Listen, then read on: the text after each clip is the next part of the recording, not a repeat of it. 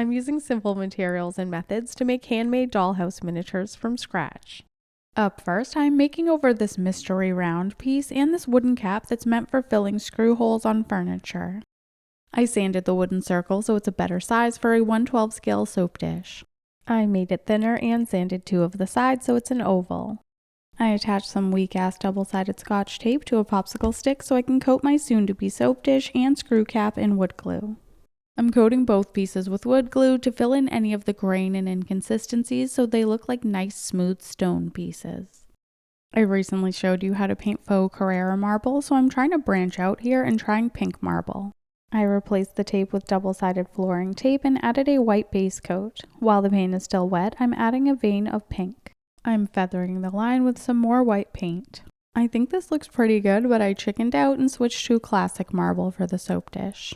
I repeated these steps with black paint to make Carrara marble.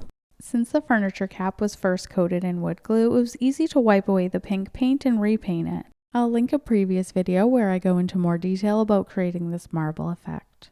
This time, for more warmth and realism, I added some brown paint around the black and then added tiny touches of gold for shimmer. To make them super shiny and look more like marble, I'm completely coating them with Diamond Glaze. I broke the top off my bottle, so my Diamond Glaze is a bit thicker than normal, but it still works really well to give these a nice resin-like finish. Diamond Glaze isn't adhesive, so I'm loosening these pieces so they don't dry to the stick. To make my soap, I'm using a bit of this foam, which is meant for insulating outlets. I covered all the outlets and light switches in my house to save on heating costs and was left with a bunch of the scrap foam. This little piece right here looks like a nice bar of soap to me. The soap is a bit oversized for my dish, so I'm cutting some off the top and side. The bar of soap is really flat across the top, so I'm creating a small divot for dimension. My 2-second bar of soap is done after a coat of Mod Podge. Now I'm making a soap pump bottle, starting with this Q-tip. First, I cut the head off. I'm cutting 2 shallow lines into the Q-tip all the way around. The lines are hard to see right now, but you'll see them as I'm peeling the extra paper layers away. Now I have a nice thin stick sitting on top of a bigger diameter piece of Q-tip. I'm coating the entire thing with wood glue so I can make it stronger, smooth, and so I can add this triangle of paper to the top. This is free cardstock I got from packaging. I added another coat of wood glue to the entire thing and painted it white once it was dry. To make the body of my bottle, I'm digging through my collection of caps. I'm ditching the lower portion of this cap, but I'll probably use this weird little piece in some other project someday. This cap will be getting a paint job, but before I do any of that, I'm using my pin vise to make a tiny hole at the top. I'm using one of my scrap pieces of pin I keep in a mechanic's dish to add to the hole. I added a tiny bit of wood glue to the pin and gave the cap a faux marble paint job. This little pin is insurance to keep our Q-tip top from popping off. The white is a bit boring, so I painted it black for more contrast. All of these projects were inspired by this film canister my boyfriend found during a remodel. Normal people would see trash, but I saw a hamper with a lid. I'm making some woven faux wicker magic happen using some 10-count tapestry canvas I got from Etsy. I'm cutting out a piece of canvas that'll wrap around the canister. I don't want to see the black plastic through the tapestry, so I'm painting it. It's important to get perfect coverage. Just kidding, I'm slapping on the fastest coat just so there's less contrast between the tapestry canvas and this black background. While I have my paint out, I'm also painting the lid and this random wooden piece I'm turning into a tissue box. There are some scuffs and dinks in the paint, but it's good enough, which is the trademark for my channel. I'll be gluing the tapestry canvas to itself anyway, so it doesn't need to stick to the plastic. I used a combination of Beacon 3-in-1 and some extra wood glue right along the seam. To cover the cap, I cut out a circle. The body of the film canister was super smooth, but the cap has some texture, so the paint stuck a lot better. I'm spreading out wood glue in a thin layer to add the tapestry canvas directly to the cap. This will hold it nicely, and I'm pressing it in place to make sure it's in full contact. I made the circle slightly too big so I can cut away the excess to get a nice tight fit. I feel like I'm trolling myself by keeping these extremely dull scissors right near my desk. I used just some more wood glue to add a strip around the edges and used my small pair of sharp scissors to clean it up. For the tissue box, I added wood glue to one side. I'm pressing a scrap of tapestry canvas in place and cutting away the excess. The square piece will make up the top and all 4 sides will be covered by a longer strip. Before I put my canvas away, I'm making a basket for atop the toilet or countertop. I'm using a medium-sized popsicle stick or tongue depressor to make this. I added a small bit of hot glue to get the wrap started and used the Beacon 3-in-1 to wrap the rest. There was a teeny bit of excess at the bottom that I nearly cut off, but instead I'm coating the entire underside with wood glue. Once this dries, I know the tapestry canvas will never come off this thin piece of popsicle stick. I'd like to add some ribbon for texture and beautification, but this one's a bit pale.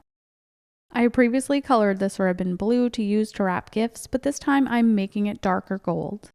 This is the deeper, richer color gold, and this is the original really pale gold that looks a little bit white. To achieve this darker color, I coated the front and back of the ribbon in watered down Waverly Antique Wax. Now that my ribbon is dry, I'm tying a simple bow. As I'm demonstrating here, tying a tiny bow can be pretty tricky, so you're better off making larger loops and pulling the tails to make each of the loops small. I made my little bow and now I'm cutting each of the tails to the same length. I'm attaching my ribbon to another piece of ribbon and I made sure the seam lined up with the seam on the back of the hamper. I'm attaching the bow with Beacon 3-in-1, which is very similar to Fabri-Tac. Using more of the beacon glue, I'm twisting the ribbon so it has this pretty spiral effect. I think this looks pretty damn cute. I cut that same ribbon in half lengthwise to add teeny tiny bows to the basket and the tissue box. To make my mini tissues, I'm cutting off a piece of tissue paper. To give my tissue some movement, I'm making some accordion folds and holding it together with white glue. I trimmed the dried glue across the bottom and attached it to the top of the box. Just think of how quickly and easily this came together. To fill the basket, I used more of the white insulating foam to make soap, but they're a bit too short to be seen over the edge. I'm adding some popsicle stick using museum wax so I can remove this later if I'd like to. The little bits of wood will prop up my soap so you can see it over the edge of the basket. To take up some more room, I'm cutting this plastic pipette. I went to a wedding that was serving boozy cupcakes and I walked around collecting these from the table so I could reuse them in miniature making. I cut the domed end off with some scissors. I'm using this paintbrush handle as a backer to cut this with my craft knife. I cut along one of the seams so I can overlap these ends with Fabri-Tac glue to make this smaller. Nothing really goes to waste around here, so I'm using one of these Q-tip ends to make tiny cotton balls. I'm starting by pulling the fibers and cutting little pieces. Even my dull pink scissors were up for this task. I'm dipping my fingers into some watered down white glue so the fibers will stick together but they won't be crusty and hard. I'm rolling the balls but not so tightly I crush all the air out of them. I added a paper bottom to my little glass jar and started dropping my cotton balls in. Some of these are too big, so I'm concentrating those toward the bottom and the inside. This nicely tricks the eye into thinking they're all in scale. To make a lid for my cotton ball jar, I'm digging around in my stash of buttons. I wanted to find a button that's slightly bigger than the top of the jar so it doesn't fall in. This is a bit thick, so I'm sanding it down using my metal file. I added 2 layers of wood glue to the top of the button to fill the 4 holes and create a domed shape. I'm attaching a smaller button to the underside so it'll stay on top of the jar instead of just sliding right off. I considered painting this marble, but I thought that might be heavy and odd for a lid, so instead I'm coloring it with antique gold Rub and Buff. Rub and Buff is a wax that can ruin your paintbrushes, so I made a Q-tip fluffy by pulling on the fibers, and that's what I'm using to apply it. While I'm in the Rub and Buff mood, I'm pouring out some of these silica gel beads. The package says do not eat and throw away, but I'll only be listening to one of those suggestions. I have a small collection of these packets because I like to craft with the clear beads inside. This is the first time I've added color and I absolutely love how they look. I'm using them as handles on this marble trinket dish and the lid. I embellished this furniture cap trinket dish with a little tassel. To create this tassel, I made this weird tool using a popsicle stick and reinforced it to make it stronger and smoother with wood glue. To make the tiny tassel, I'm holding the thread with one finger and wrapping it a few times around my popsicle stick contraption. I'm holding the 2 loose ends of the string with the clip. I'm using another piece of thread to tie around my little bundle through the hole I made in the popsicle stick. I'm sliding the tassel off, and it's made easier because I added the wood glue to make this smoother. I added another piece of string to the small loop at the top of the tassel. I made this with orange thread because I thought it would be easier to paint it gold, but I should have used white or pale yellow. Nonetheless, these would look cute as curtain tiebacks or on the corners of pillows. I'm using more of the insulating foam and this cap as a template to make a miniature trash can. This tapestry canvas material is absolutely precious to me, so I'm using the smallest bit of scrap to cover the bottom of my trash can. This tiny piece of scrap is slightly too small, but I would rather have an undersized bottom of my can than use more of my precious material. I used the cap itself to cut a rectangular piece to make the trash can with. When I was wrapping it around the base I cut, I realized it was slightly too long and I was pretty dramatic about it. Oh my god, no! This little piece won't go to waste, but here's the finished trash can filled with tissue paper and all the other minis. I'm using popsicle sticks, straws, and simple tools to make a teeny tiny spice rack. My method for building miniatures is usually just winging it, so right now I'm starting by making the shelf.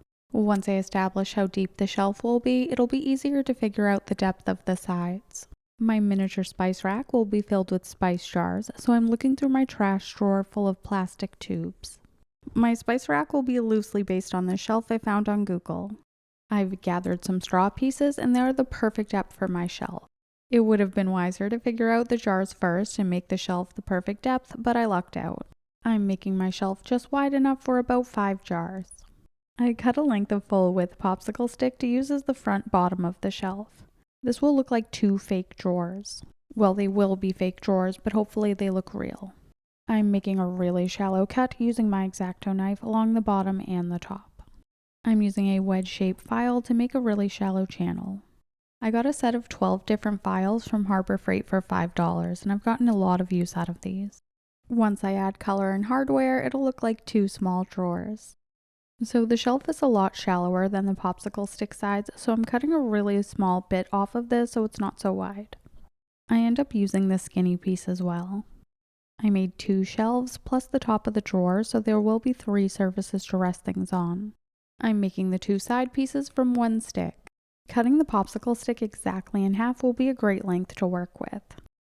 I'm mimicking the same curves at each end by tracing one and then using a file to shave it. For you impatient folks in the back, you can also help the shaving along by cutting off a tiny piece with your knife before smoothing it with your file. Since I didn't plan any of this, I'm laying out the pieces so I can mark where they'll go once I glue them together. I'm copying these non-measurements onto the second piece. I'm adding details to the sides, so I'm marking the center between the bottom drawer and the middle shelf. To create my detail, I'm using a hole punch to make some little scallops in the side. You don't need a good high-quality hole punch for this, and maybe you shouldn't use your best hole punch. I got this hole punch from the Dollar Tree. It takes a few presses, but I eventually get through the stick. I took some little bites because I don't want you to see the side of the spice jars from the side of the shelf, and now I'm cleaning it up with my round file from Harbor Freight. Now that I have 1 finished and filed design, I can trace this on the other 3 spots to make 4 in total. If you don't have a hole punch, no worries, because you can also use your X-Acto knife to cut most of it away and finish it with your file. If you don't have a file, you can wrap some sandpaper around a bamboo skewer or even a Q-tip, but I do recommend getting these because they're so cheap and very useful. I'm adding this bit of detail in between each of the shelves, so I traced it in all 4 spots, so they'll be very similar. This already looks really good, but I have a little trick up my sleeve to make this look even more delicate. I'm using my nail file to slightly taper the edge of the popsicle stick so it comes to a slight point. This makes it look a lot less visually heavy from the front, especially with the pieces taken out of the sides.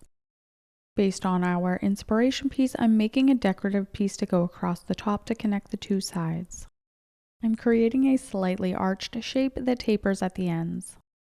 I've seen Julie Warren patiently use her X-Acto knife to cut very beautiful arches, but I am impatiently cutting out giant chunks and smoothing the whole thing out with sandpaper. I'm so impatient I'm pulling my entire desk as I do this. The arch I'm copying is actually quite flat, so I'm cutting off the very top before I sand this some more. To make life easier, I intentionally created this design on a piece that's too wide. Now I'm using my drawer piece to make sure the arch is perfectly centered and the exact same width as my false drawer fronts.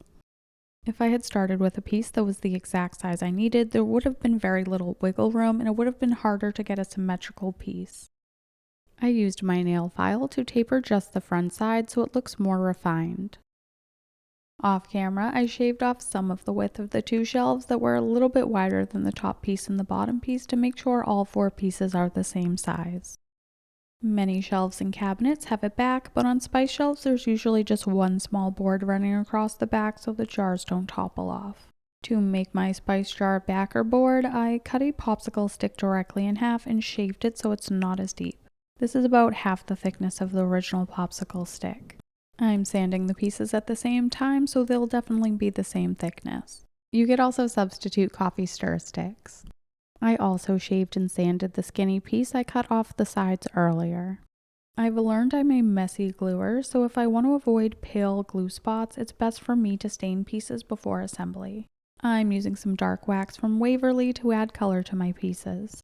After adding the wax and before it dries, I wiped away the excess so it looks more like a wood stain and less like paint. The pieces dried overnight and now I'm assembling using the drawer side down on the two thin pieces I cut for the back. The two skinny pieces will act as a spacer so my false drawer front isn't flush with the front of my sides. For the top decorative back piece, I'm placing it in between the two sides, which will stabilize the whole thing as I build the rest. As I go along, I'm removing excess glue so it doesn't dry to the surface. All of this glue I'm removing would have been pale spots resisting the stain, which is why I stained the pieces first. I'm using the pieces that will ultimately back the jars to move the shelves slightly forward so they'll both be in the same line. I allowed these pieces to dry overnight and added some more pieces to the top and bottom of my faux drawers and stained those after the fact. I was initially planning on only having 2 rows of jars, so I only made 2 backer pieces, but I ended up adding jars across the top shelf too, so I made a 3rd piece. These skinny pieces will hold the jars in and I'll add them last. I'm using my tiny pin vise from Temu to drill holes in the front of each of my fake drawers. Like most of us ladies, I keep scraps of pins in this mechanics dish I got from Harbor Freight. I chose 2 pins with the same size head, cut the excess from the back, and secured them using some Elmer's glue. I only added the glue to the back to avoid a messy front side. You could make your jars first and create a shelf to fit, but now that I know the size of my shelf, I can make jars which will be about 3/8 of an inch tall. I was initially using an inaccurate method, but I ultimately landed on a good way to cut each of the straw pieces at the same height. Instead of marking the height of each jar, I used a paintbrush with some tape to mark 3/8 of an inch on the tape and cut around using my craft knife. My straw pieces are cut, so now it's time to fill the jars. I used flocking from a hobby store, some dried flowers, herbs, tea, and lots of other creative goodies. I'm starting out by mixing some flocking and glue. I bought this at a hobby store, but you could make your own using a sponge or some sawdust. I'm packing this into the bottom of the open straw. This is a lot of glue, but it did dry clear. I'm using the same flocking and glue mixture, but making it look a bit different by adding some brighter green flocking. To change the color a bit more, I'm adding some green paint. This really bright green jar did not make it onto the shelf, but this one became dill. I accidentally added way too much, but I'm adding some tea to the paint flocking mixture. There isn't nearly as much glue in this one, so I'm capping off the bottom using some Elmer's glue. This was a bit of a struggle to get a straight line across the top, but I used a toothpick to apply some paint on the inside of the tube. It's only during editing I realized it would have been easier to use a paintbrush instead of a toothpick. I used the same technique to coat the inside of the straw with glue and dipped it in my baking soda. Unlike real sugar or salt, this definitely won't dissolve. I used these dried flowers and some more dried greenery for my next couple of jars. I'm pulling the little needles off a piece of lycopodium or princess pine. This is the stuff I used to make a miniature realistic Christmas tree and some other evergreen decor. I cut it up small so it looks like rosemary. I cut up the stem as well for more fullness. In my stash, I have some tiny leaves I cut from some painted computer paper. To subdue the super bright green and make them look more like bay leaves, I'm using some dark wax from Waverly. I plug to the bottom with some glue. This one ends up being my favorite. I'm using the dry stem of a flower. To make the skinny stick look like a cinnamon stick, I painted it with cinnamon folk art paint. I used some sand, more flocking, and dried herbs to fill up the rest. The cinnamon sticks are all the way to the left, nearly in the back row. To keep the Elmer's glue bottoms from sticking to a surface, I initially stuck them to this plastic container filled with spare blades, but I ultimately removed them and rolled them around so the glue won't get stuck and so they'll dry faster. The ones that were packed full of glue took the longest to dry, so I probably could have used less in my flocking mixtures. To put a lid on it, I started by making a line across the top of each of the jars with a Sharpie. Then I glued a round piece of cardstock from my hole punch to the top of each jar using an acetone-based glue. I painted the lids and most of my Sharpie line using some brown paint. The black was a bit too high contrast for my liking. For the final detail, we're making some handmade labels for each of our spice jars. I wrote real words to identify each of the jars using this teeny tiny art pen. The bright white of the computer paper is too high contrast for me, so I'm dulling it down using some shaved chalk pastel. If I had planned ahead, I could have coffee or tea dyed this paper as well to add some nice color. I wrote the name of each of the spices and added some color, so now I'm cutting out the tiny strips. Instead of making all of the labels at the same time, I identified the contents of about 6 or 7 jars and made those labels first. I wanted to look like these labels could realistically be identifying the contents of each jar. I'm using clear gel tacky glue to add the labels. This Aleene's isn't nearly as good as the Beacon 3-in-1, but it's also a lot cheaper, so I use this whenever I can get away with it so I can spare my Beacon. You could also use Mod Podge or Elmer's glue. Every few minutes I checked on the jars, and any place the label popped up, I added a bit more glue and pressed it down so it wouldn't dry that way. I tried to keep the labels the same distance from the caps and eventually added some matte Mod Podge to the caps and all of the labels. I'm also coating the shelf, including the little pinheads. I like the silver drawer pulls, but I'm trying to dull the shine just a bit. I'm using the Aleene's clear tacky glue to attach the straw jars. I'm adding the glue to the backer piece rather than the shelf. Not all of my jars are the same height, so I attached them to the back and lined up the lids. If you look closely, some of the jars are actually floating off of the shelf, but it's disguised pretty well by the lids being lined up and the skinny piece I glued across the front. I'm using simple materials and techniques to make handmade kitchen miniatures and a very versatile open book. I have a big collection of 1/12 scale miniature books and a small collection of these half-scale books. Some of my books have mat board or cardboard pages. These books from Temu have foam in the middle. The book I'll be using to make an open book has paper pages, which is really important. These are really cheap, mass-produced 1/12 scale books with glued pages. To fake the look of an open book, I'm starting by splaying the pages by pushing against the edge and holding that in place with a Dollar Tree clip. This is a cheap, weak clip, so it won't dent the pages as much as a stronger clip. I'm doing both sides at the same time, and there are a couple ways to do this. I'm gluing the pages in this open position, and to get an immediate hold, I'm starting by adding hot glue to one end.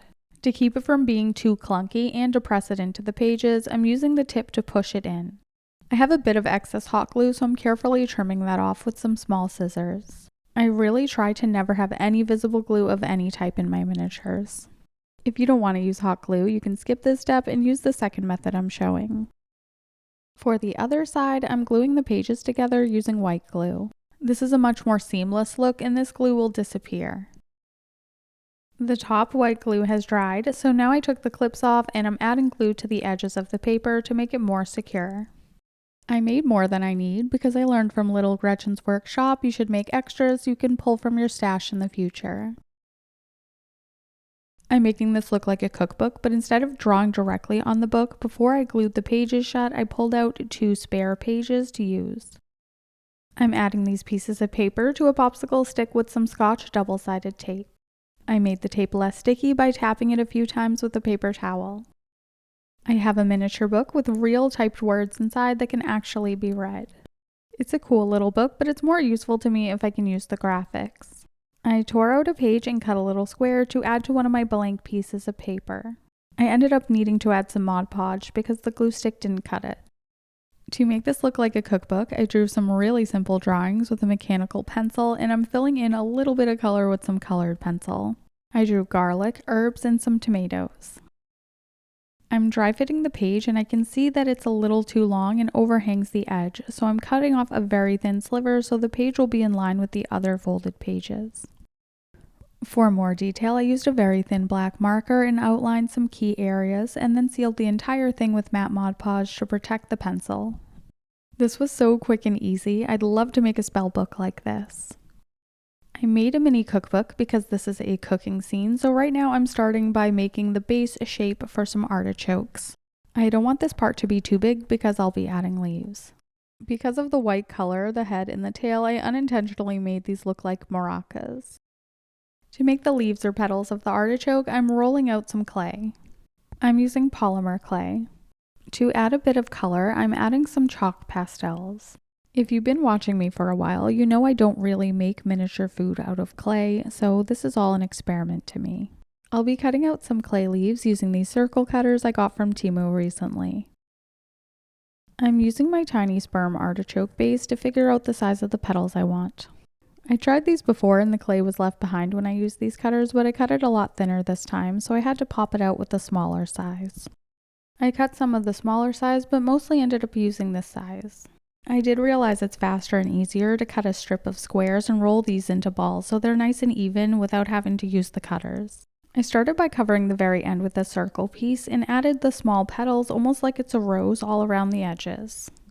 I pre-baked the base shape using my heat gun so it wouldn't become misshapen as I'm adding these petals. I added 2 overlapping rows of petals. At this size, the heat gun isn't a good substitute for the oven, so I'm baking all 3 of these so they'll be strong. My attempt at adding color wasn't great, so now I'm painting these pieces instead. One of these days I'll treat myself and go to Michael's and buy a few different colors of green paint, but in the meantime I used my 2 limited shades and some yellow to mix up my own artichoke green. Now I'm adding Waverly Antique Wax, which acts as a sealer and adds color. This is also subduing the green, making it look more natural and getting in between all of the details. I rolled them around in a paper towel to remove the excess. I lost one of my artichokes, so we'll see if I find it before the final beauty shots in the thumbnail photo. I'm trying out a new technique using more polymer clay to make a realistic stone, mortar, and pestle. I'm conditioning the clay by smushing it together in my warm hands. Natural stone has little bits of rocks that contrast in color and texture, so I'm using pepper for this. I'm using a pepper grinder because it gives you control over the coarseness of your pieces. This initial blast of pepper was too fine, so you can't really see it very well. I added much bigger pieces of pepper, and instead of folding them into the clay, I'm pressing them on the surface. To form the shape of a mortar, I'm using the end of a Sharpie. I flattened a piece of clay, and I'm pressing it against the end of the marker. These organic edges are kind of cool, but we'll straighten that up with a craft knife. Cutting away the excess leaves a blunt edge, and I don't want to have to sand this later, so I'm gently tapping the edge with my finger to soften it. If I remove this polymer clay now, it'll probably become misshapen, so I'm using my heat gun to partially pre-bake it. This is a plastic marker that's filled with ink, so I'm keeping the heat gun moving so I don't accidentally melt the marker or cause any kind of damage to it. I'm keeping my fingers kind of close to it because if my fingers get too hot, I know the marker might be getting too hot. I baked it for about 1 minute with the heat gun, and I'm removing it after it cools so I don't misshapen it. Now I have the mortar, which is a vessel for grinding herbs and spices, so now I'm making the pestle. The pestle is super easy. It looks like an elongated teardrop. I kept rolling mine out until the size looked right in the mortar. Now I'm making some cutting boards, which are the perfect backdrop and platform for displaying miniature food. You don't need miter shears for this, but it does make the cutting a bit easier. You could make multiple passes with a craft knife instead. I'm using a tongue depressor to make this miniature cutting board, and I cut away the excess at the top and bottom. Now I'm using my craft knife to remove a big block of wood from either side of the handle. I think starting with the horizontal line is probably the best bet because it may prevent splitting, but this worked out just fine.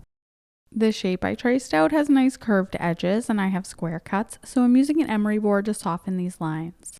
If you're confident enough in your craft knife skills, you can use the blade to shave some of the pieces away, kind of like you're whittling or carving wood. This makes the sanding go faster because you're removing a bulk of the wood. I can hardly get through a project without using one of my super cheap files I got from Harbor Freight. I got 12 for $5. This is already shaping up nicely, but the blunt edges don't look very natural or realistic, so I softened all of those with my emery board. You can fake the look of a hole with a marker or create a real hole with a pin vise. To make this popsicle stick look a lot older, I'm using my craft knife to cut a V-shaped wedge out of the surface of the wood so it looks like a deep crack. The crack is on the top right, and I added 2 more. These become more visible once I add color. For some warmth, I'm using some cinnamon folk art paint. Wood tends to have natural variation, so I'm adding a couple stripes of that and then coming up with antique wax from Waverly. I dipped my paintbrush in water before I dipped it in the wax, and I'm wiping away the wet excess right away with a paper towel. I have some base tones established, so now I'm coming in with some full-strength Waverly antique wax and adding it to the surface. The surface is still a bit damp from the previous layer of wax. This wood had no variation at all before, and now it looks really natural and interesting. I'm using the stick from a hand fan I got at a wedding recently to make a round cutting board. I'm using the round end itself so I don't have to round as much of it, and I'm cutting away the excess using my miter shears even though it's cracking the wood. I'm going for a rustic appearance, and I'm lazy and impatient, so I'm totally fine with dealing with the cracks if it means not having to cut it out myself with a craft knife. Just like I did previously, I softened all the cut edges with my emery board. To make some texture in the surface of this wood, I'm using the blunt end of my tweezers to pull some grooves into the piece. I've used a similar technique on rustic floorboards, and I really love the texture it creates. To keep it from cracking all the way, I attached some paper towel on the back with wood glue and then gave it a full-strength coat of folk art cinnamon paint. I sprayed the round cutting board with water and wiped away the excess paint before adding a coat of dark wax from Waverly. To deepen the color, you can add a second coat. Using the same 2 products, I was able to achieve 2 different wood tones. Now I'm making some decorative minis, starting with this dried out glue stick. This is a great base for making a marble display column. For some texture, you could peel the top part off of a piece of cardboard, but I'm using this corrugated paper I received for free in some packaging. This will look like the vertical grooves you see in a carved column.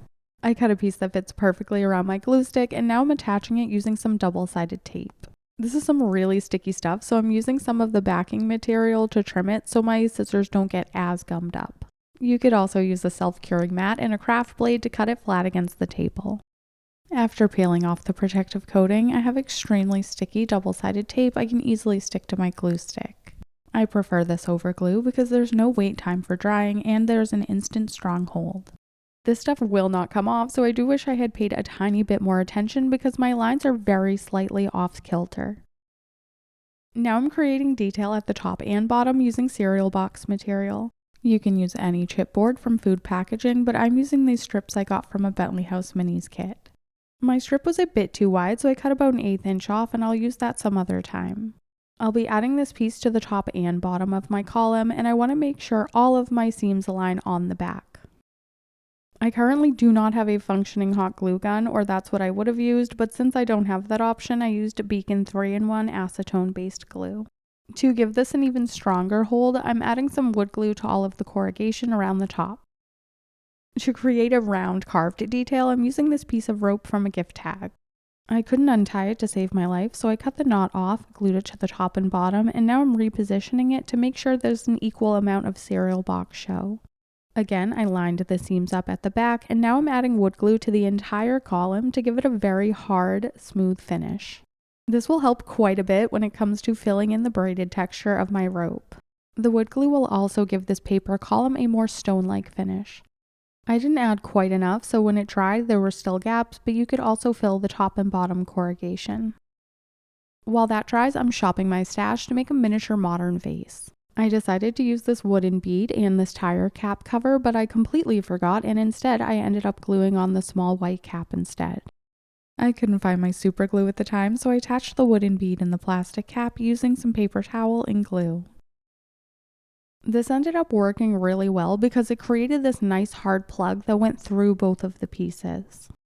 I let it dry on its side so air could get to both ends and then sanded the varnish off of the bead using my emery board. I'll be painting the vase black, but I won't be able to access the underside of this cap, so I'm coloring it in with a Sharpie marker. This cap has some ridges, so it wouldn't be practical trying to color the entire thing with marker, and I want to create a really cool texture using a painting technique I'll show you. To hold my cap for painting, I'm using some more of the double-sided flooring tape. To create a really cool texture for my acrylic paint and to help it stick a bit better, I'm using some baking soda mixed with black. This creates more of a chalk paint consistency that very easily sticks to different materials and creates a slightly bumpy texture. I applied 2 coats using a tapping motion so there aren't visible brush strokes in my textured paint. Before the second coat completely dries, I'm sprinkling baking soda over all of the wet paint.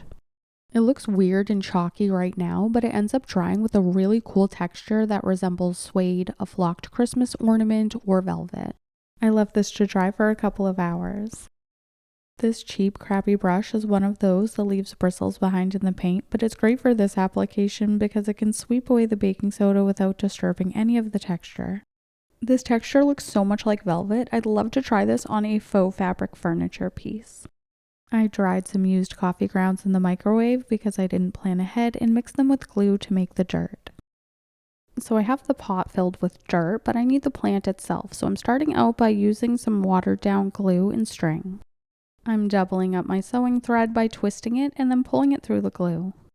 The glue will stiffen it and help it hold its shape. I'm making a long flowing plant, so I'm using some plastic paintbrush handles and a cap to create a jig. Allowing the wet string to dry around the jig created this type of shape that I can stick into my plant pot and attach leaves to. I cut up the string, leaving this cane-looking hook piece at the top that I can stick into the wet dirt. I made these hanging plant pieces before adding the dirt so they'd be dry. You could use the same technique to make any kind of viney plant, but I'm making a string of pearls plant using some faux snow from the Dollar Tree. You could of course use acrylic paint to add color to your balls, but I'm using some alcohol ink I got at Goodwill by the pound. This ink color is called Evergreen, so it's coming out a bit too blue for me, so I'm adding some acrylic paint to make it yellower. The color is more of what I was looking for, but I was worried I didn't make enough, so I added some more styrofoam balls after the fact. I ended up with at least 3 shades of green since I added paint and balls at different times. I really love this unintended variation because it's a lot more natural. I'm spreading them out on a non-stick surface so they'll dry more quickly and they won't stick together in clumps. I stuck my pot to the end of a paintbrush using some museum wax and protected the pot using saran wrap. To start, I rolled the balls in watered down glue and added them to a bead of glue along a piece of string, a couple at a time. The pieces had a tendency to want to stick to my finger because of the glue, so instead I switched to using my craft knife. I'm not a very patient crafter, and this was definitely too tedious for me, so I came up with a different technique. First, I located my super glue and secured all of the strings since the coffee grounds were a little bit wet. Then I came up with a method to attach these way faster. I added a bead of white glue along one of the strings and sprinkled the balls on. This was much faster than trying to apply them a couple at a time, and since I didn't roll these in glue first, they weren't sticking to my finger. To seal in my pieces, I added watered down white glue to all the vines. I'll stash my extras to make some grapes and peas in the future. The wood glue has dried on my column, so now the paper is protected and it's nice and stiff. It's also really smooth. I'm using this marble piece I got from a grab bag from Earth&Tree Miniatures, but since the top is a bit lumpy, it's not sitting right. Before I paint the column marble, I'm flattening the top and bottom with my file.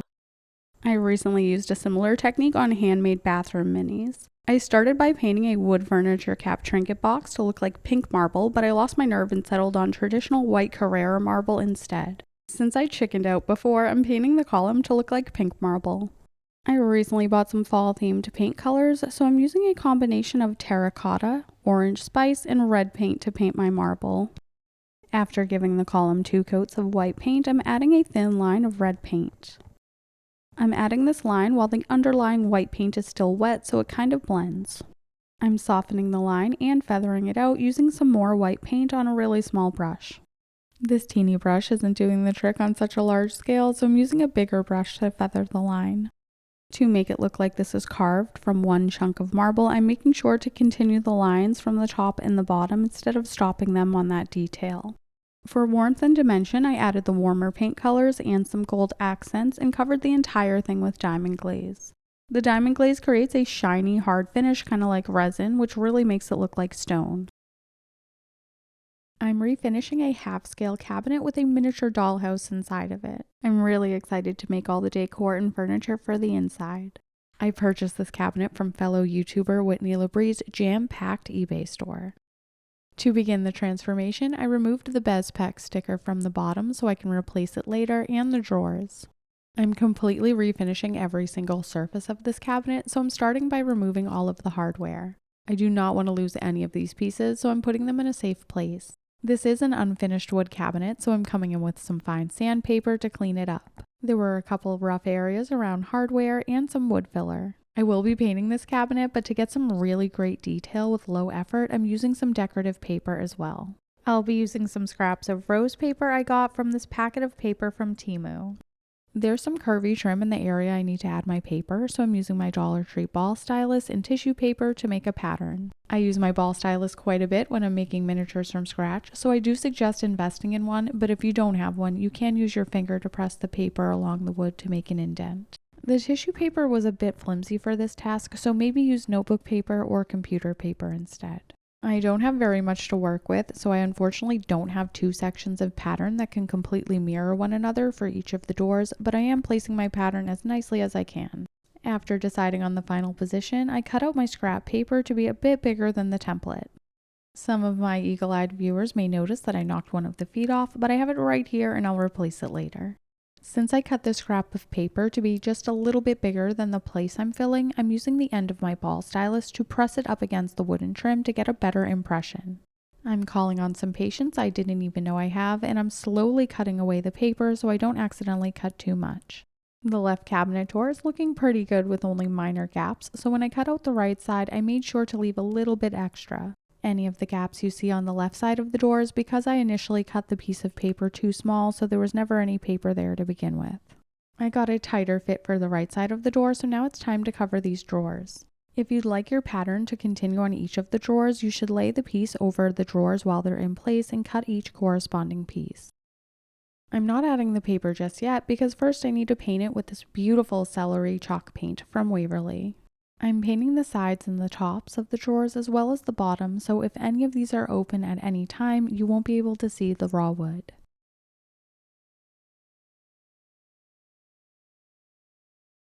While I was pressing the tissue paper to make pattern pieces, I used a piece of cardstock behind the doors to reinforce it so I wouldn't accidentally push them too far in. To give a more finished, professional appearance, I'm painting the face of the trim as well as the visible inside edge. If we go back to the origin of dollhouses, they started with room boxes and also cabinet houses like this, where you could house an entire dollhouse inside of a cabinet. These were also called baby houses and had glass front cabinet doors to display all the miniatures inside. These were intended for adults, not children, and they weren't for play per se, but more to show off your wealth and to provide education about how a house runs. I'll be completing each room with a lot of detail. With the painting complete, I'm using matte Mod Podge to apply the paper.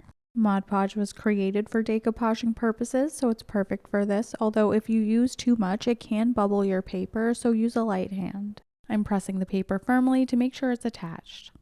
Just like the paper pieces I cut for the cabinet door insets, I left a little bit of excess so I can trim it to size to get a nice clean fit. I'm using some pretty enormous scissors to cut most of the excess off and finishing with some fine grade sandpaper. I'm using the sandpaper on the very edge going in one direction, making sure not to remove any of the surface paper, but only at the very edge so I get a nice clean cut. You could also use an emery board. I really love the pattern of this paper, but the mauve and pink tones don't necessarily match the celery green chalk paint I used, so I'm doing a little trick. To make the paper coordinate with the cabinet color, I'm coming in with a tiny paintbrush and some of the paint I used on the cabinet to add some details to the leaves. Rather than completely painting each of the leaves, I'm using the original mauve color as a shadow. Now this paper coordinates with the cabinet color and it actually has some more dimension and interest. You can also use this trick on fabric. I've used both paint and markers. To compare the before and after, the new painted pieces are on the top. I did the same thing for the paper on the doors. It's probably a crafting circle fact that rub and buff makes everything better. To highlight the carving on the cabinet, I'm using some gold leaf rub and buff on a small paintbrush that I don't care about ruining. I'm carefully applying the rub and buff to the surface of this piece of trim and the inside edge. I'm doing the best I can to stay within the lines and coming back in with the original cabinet color to clean up any mistakes. Rub and buff is a pretty thick wax, so it was hard to control with longer bristles, so I trimmed them very short and now I'm rubbing the paint onto the surface. I really love rub and buff because it gives a very realistic metallic luster in just one quick coat. It also dries almost immediately. I'm using the gold as a few key highlights, making sure not to overdo it.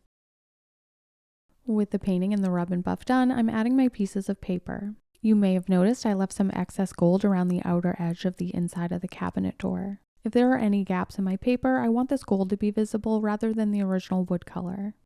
I added a layer of matte Mod Podge and I'm using a clean brush to press the paper into place.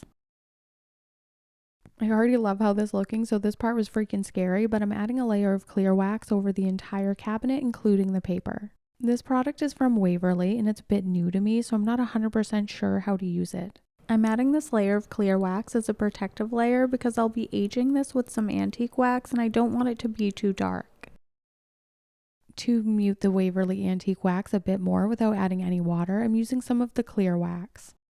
I'm starting by making some tiny timid strokes on the side of the cabinet, but then I eventually cover the entire thing and wipe away the excess with a paper towel. I let the layer of clear wax dry overnight so it adds a protective coat so less of this dark color seeps into the paint. Some of you may prefer the cleaner look of the original paint color, but I really want this to look like an aged French provincial cabinet, so I'm really loving the glaze effect. Layering this glaze over the gold mutes the gold and makes it have less luster. You could either come back in with another coat if you want it to be punchier, or you could do the gold after this step. I'm enjoying the more subtle, subdued gold, so I'm leaving it. The step I was most afraid of was adding the glaze to the white paper on the front because I really love how it looks. I started by skirting around the issue and adding the glaze to the outer edges of the cabinet as well as the entire face. Before committing to the cabinet door front, I'm adding the glaze around the very edges of the drawer. I want the center of the paper to remain bright. Off camera, I did add some gold around the edges of each of these drawers. I had just enough of the glaze left over and nothing goes to waste around here, so I'm finishing the back of the cabinet by making it look like stained wood. I fully intended to put the original hardware back on, but I completely covered the holes and I have no clue where they are. This is one of my all too familiar happy accidents because now I get to use this pretty floral hardware I got from Earth and Tree Miniatures. I want all of the hardware to coordinate, including the two original knobs that go for the cabinet doors, so I'm cleaning these with rubbing alcohol. This will remove any oils and matte clear, so there's a little bit of texture for my rub and buff to stick to. I think the more subdued gold leaf rub and buff looks more expensive. I put the drawers in place and super glued the hardware to the front to make sure they're all in line. I used tiny studs that are meant as fingernail decor to cover the holes so it looks like these are attached with nails. I covered these with rub and buff as well so they match. I'll be keeping these 6 original knobs I didn't use in my stash. Each of these tiny rooms is barely bigger than a Lego, so instead of working in such tiny spaces, I'm making some cardstock walls. To remove the bulk from each corner, I'm using my craft knife at a slight angle to remove a V-shaped wedge. This is a handmade piece, so each of these rooms might be a slightly different size, so I'm numbering each of my room boxes. I'm using a bit of the cabinet paint to hide the cardstock edges. I've come up with a plan for each room, so now I'm moving the stairs to a safe place. Now that I have an idea of what each room will be, it'll be easier to choose the wallpaper. I'm using a combo of miniature wallpaper, scrap paper, and cutouts from magazines and a pamphlet. I'm using a bit of this art to look like a mural. I'm attaching it with double-sided tape and cutting away the excess. It's a lot easier to wallpaper this cardstock versus these teeny walls. For the rest of the gluing, I decided to use a glue stick. It's a low moisture option that won't ripple my wallpaper. I'm using the scrap of 1/12 scale miniature tile I got from a miniature grab bag for the bathroom walls and the floor. This is why miniaturists have a hard time throwing anything away. These stripes will be some carpeting in a bedroom, and I drew some lines on this piece from a magazine to simulate tile. I love the aesthetic of a black and white tile floor, so I cut some pieces out from the pamphlet to piece together my own floor. This will be in the dining room, so I'm hoping the center rectangle looks like a rug.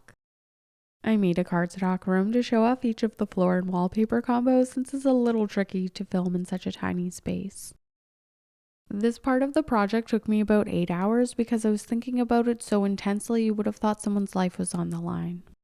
I'm adding so much furniture and decor, we'll see how much of this we can even see in the end.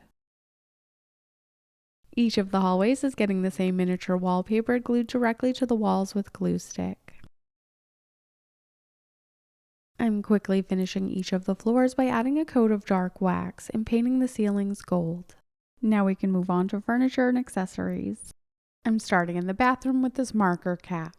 I sliced the tip off with my craft knife and cut it in half to make a tiny sink for the wall.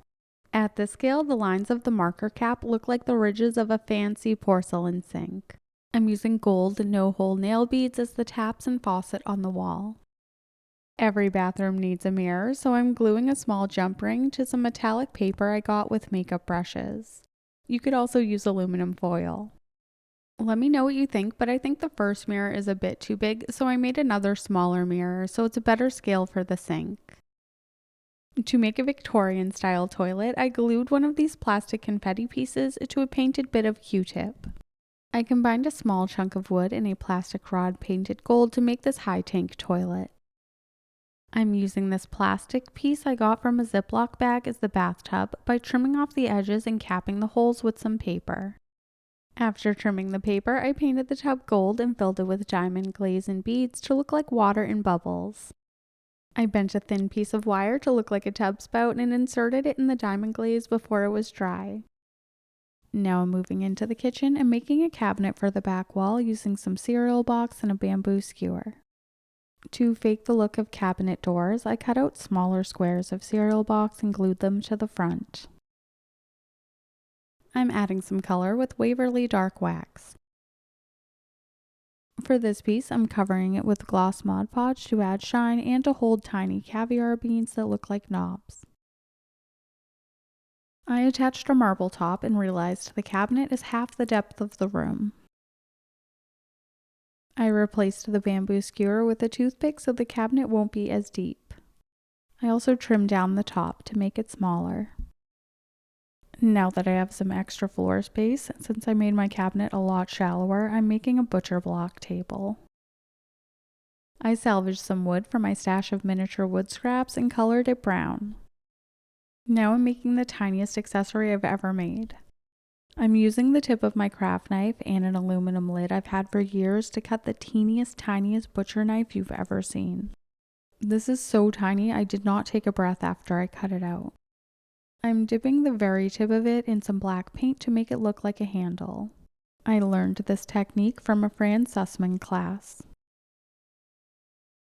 I'm using the same aluminum lid and a Dollar Tree ball stylus to make a tiny bowl for the top of my cabinet. I cut it out using my 1/8 inch hole punch. I'm coloring some caviar beads with acrylic paint to fill my bowl with potatoes or whatever you think they are. The paint didn't cover the black very well, so I didn't end up using any of those. Behind the scenes, I've been repeatedly replacing these caviar handles, so I'm leaving them off until I'm completely done touching this cabinet. To make a lighter stain for my cereal box, I first added a coat of matte Mod Podge and then some dark wax.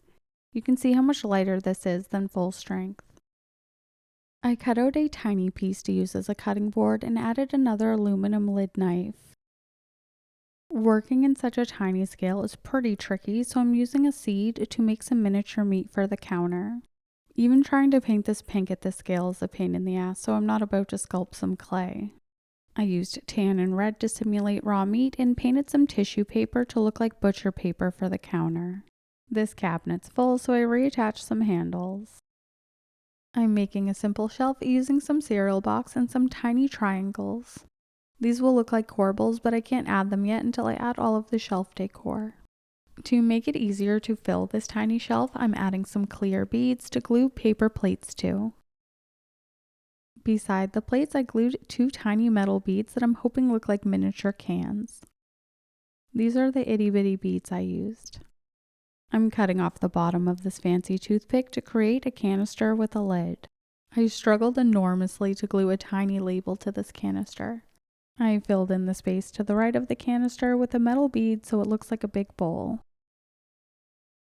Now I'm moving on to another room, starting by making some accordion folds in a piece of cardstock paper. I'm slightly flattening my folded cardstock so I can cut a strip off the bottom. I'll leave the rest of it intact. I'm using acrylic paint to paint some of the accordion folds. You could also just use a marker for this if you don't want to pull out your paints in a tiny brush. I'm sealing the paper using a mixture of Mod Podge and a little bit of brown paint for age and interest. These little strips of paper will become tiny books. I cut 3 strips from the larger chunk of paper. To form the books, I added a tiny dab of glue to each of the accordion folds for the front and the back. When you compress the strip, the folds look like book covers. Books often have gold detail on the spine, so I'm using a marker to add 2 dots to each of the books. The marker dots look pretty chunky, so for more realism, I used just the side of the marker along the top and bottom edge so there's a much thinner line. My rows and rows of books need a home, so I'm using some cereal box to make a bookshelf. I'm cutting a rectangle out of the middle so I can add some magazine cutout to look like a window without adding bulk or thickness. My Dollar Tree marker has a greenish gold hue, so I'm painting this matchstick and the cereal box pieces with acrylic gold paint. I used the matchstick as a window seat and across the whole bottom of the shelf. I added the books with some of them on their sides for added interest, as well as some beads and even this tiny potted plant. There are even pillows on the window seat. I still have lots of leftover books I may be able to use in the rest of the dollhouse.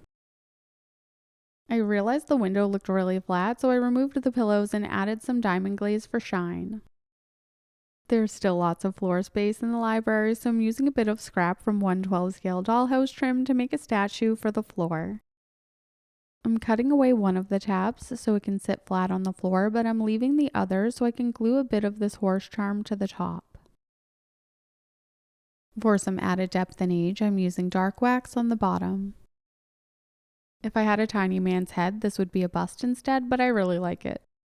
I used the same type of scrap and some flocking as a floor plant. It looks a bit like broccoli, but it isn't. Moving into the parlor, I cut out a cello from some cereal box. This is obviously really flat and boring, so to add dimension and realism, I'm adding some wood glue. This also creates a smooth surface. While the glue was still wet, I created a hole in the wood glue and added bits of paper for more detail. I trimmed the paper after the glue dried and added acrylic paint and a sealer for shine. We simply must have a place to sit in the parlor, so I glued paper to a Q-tip and added a bit of wood. I want this paint to look more like velvet fabric, so I added baking soda for some texture. I tied 2 knots in a piece of thread and painted them gold to make miniature tassels. A gold pillow and cushion finishes the look. One of my favorite materials for dollhouse miniature making is foam core, and here I'm using it to make a bed. I've been using this floor template and my cardstock walls this entire time to keep my minis in scale. This foam core bed is luxuriously too thick, so I'm slicing it in half. This pink toile fabric coordinates nicely with the wallpaper while still providing contrast. Now the bed isn't quite tall enough, so I glued another layer to the bottom using just cardstock. To make the littlest bolster pillow, I sliced away some of this Q-tip and unpeeled some of the paper so it's not as big. I want this bed to be ultra fancy, so I glued some tissue paper to the end of a Q-tip and secured it using some string. I'm simulating fabric here, so I'm painting it gold so it's not just tissue paper white. Some of the tissue tore during painting, so now I have a shorter canopy. I'm trimming away the extra Q-tip, which I was using to hold the canopy while I shaped it and painted it. I've seen fancy beds with metallic crowns, so I'm using some of this metal filigree across the top. I like how it contrasts with my faux fabric. Some painted paper doily makes a nice throw blanket at the end of the bed. I added color to a paper Q-tip using some watered down brown paint, and now I'm lightly coating it with gold. I cut it into 2 tiny pieces.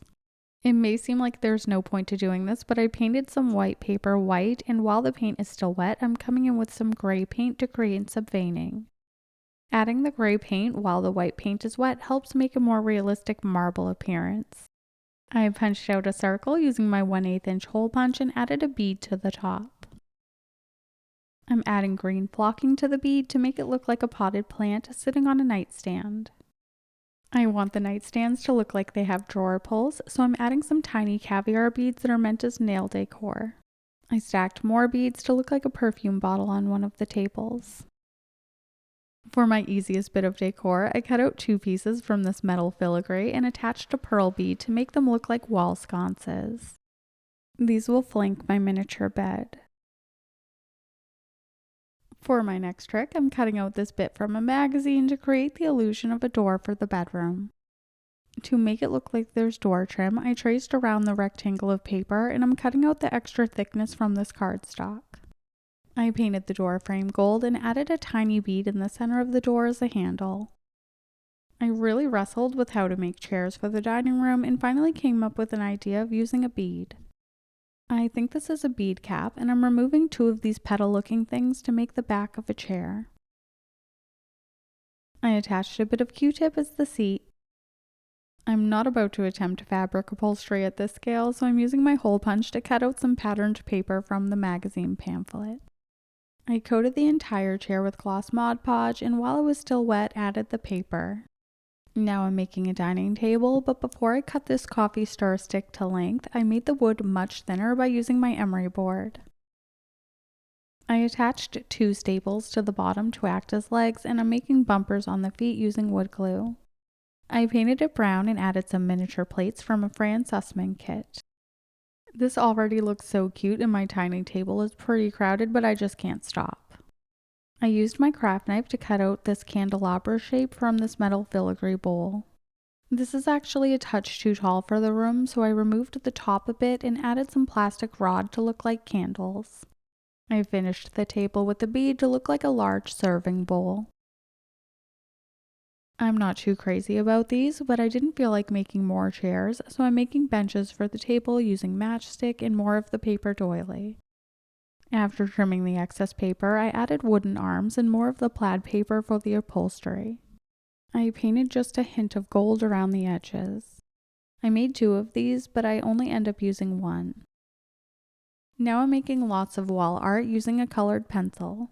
I managed to draw some incredibly detailed botanical shapes and outline them roughly with a thin black marker. For some dimension and age, I used a brown colored pencil around the edges before gluing on some metal jump rings using dimensional magic. The dimensional magic is cloudy when it's wet, but it dries nice and clear. I'm only just noticing during editing that I made 13 pieces of art, so I'll pay a bit more attention in the future. I have a gold bead I'd love to transform into a light fixture, but it's too big. To make it work, I cut the loop off that would attach it to a string and sanded it flat, as well as flattening the petals. I glued 4 small pearl beads inside to look like light bulbs. For simple ceiling lights in the stairs, I glued a clear bead to 3 metal beads. It's mostly difficult working at such a small scale, but details like this are very quick. Off camera, I did quite a bit of sanding on the stairs to make them a similar size, since one of them was quite thin and the other one was wider. I added some color with dark brown wax and added a runner using more of the paper doily painted gold. For some unknown reason, this strip of paper doily was very reluctant to take up residence on the stairs, so I had to use liberal amounts of Mod Podge to encourage it. It took 2 weeks to make all of this tiny decor, and I mostly attached it using wax so I can reposition it or reuse it in the future. I secured the walls and floors using double-sided tape so they can easily be removed. I created him for the library, but I ended up using the horse bust in the hallway on the top floor. Let me know which of the rooms is your favorite and any suggestions you have, since this stuff can be moved and removed. Consider joining my Patreon either as a free member or as a paying member for $3 a month.